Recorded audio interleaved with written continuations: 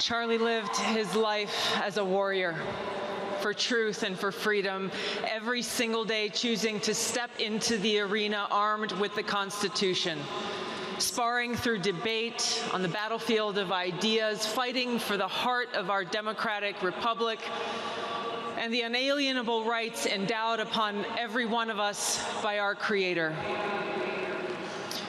Charlie lived what our founders envisioned: freedom, the right to speak even when we disagree. Freedom.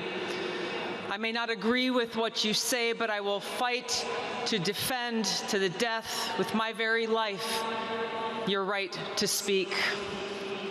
Free speech is the foundation of our democratic republic. We must protect it at all costs, because without it, we'll be lost. Charlie knew this. He lived it. Charlie stood in the arena armed with superior arguments, with truth, reason, propelled and motivated by his love for God, his love for others, his love for our great nation. His words were his weapons. He slayed ignorance. He cut through lies, and he woke people's minds, inspired people's hearts, and imparted wisdom every day. Now, for those of us who knew Charlie, and even those of you who may never have had the chance to meet him in person, we all know and experienced how Charlie spoke with a calm courage, not asking, "What will God do for me?" but instead praying, "God, use me for your will." He showed respect and compassion for everyone, even those who opposed him, and I think especially for those who opposed him, he invited them to his table or on his show saying, "Let's talk." Sitting with Charlie here in Arizona at ASU last year, seeing and experiencing him in action was truly a sight to behold. Because in Charlie, he sincerely wanted people to know the truth. Because it's the truth that sets us free. It is the truth that keeps us free.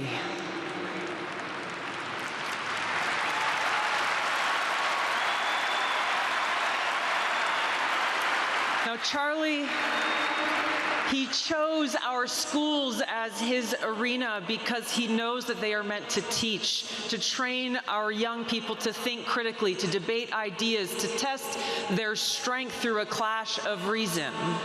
But too often, these schools silence debate, saying words are violence and dissenting voices are hushed, and those who speak of God, those who speak the truth, simple objective truths like there are only two genders in these schools, they are told, "You have no voice."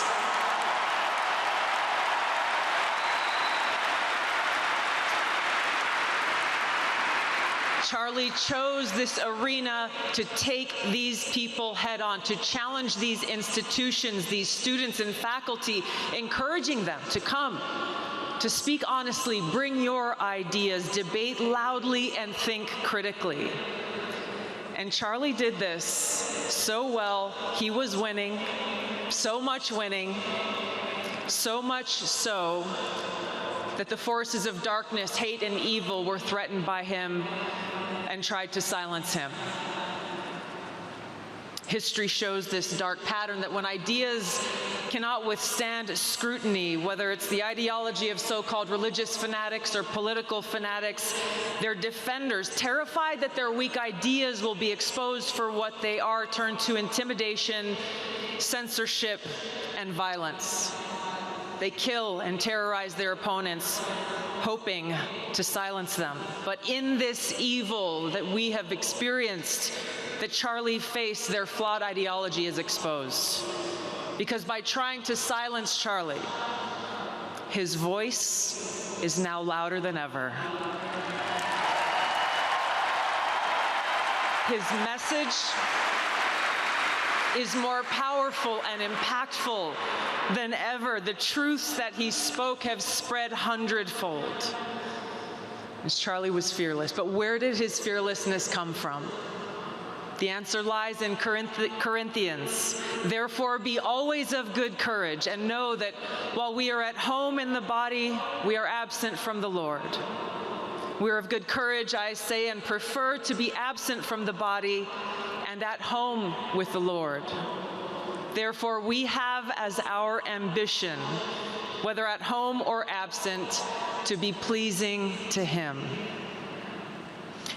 So our call to action is now. Every one of us needs to be a warrior like Charlie, to take shelter in God, to draw strength and fearlessness from the Lord who sits within every one of our hearts, to stand together, continue the mission that Charlie dedicated his life to sharpen our weapons of truth, common sense, and reason, to train, to study, learn, and to speak, exercise our God-given right to speak, and carry that torch that shines brightly because of God's love.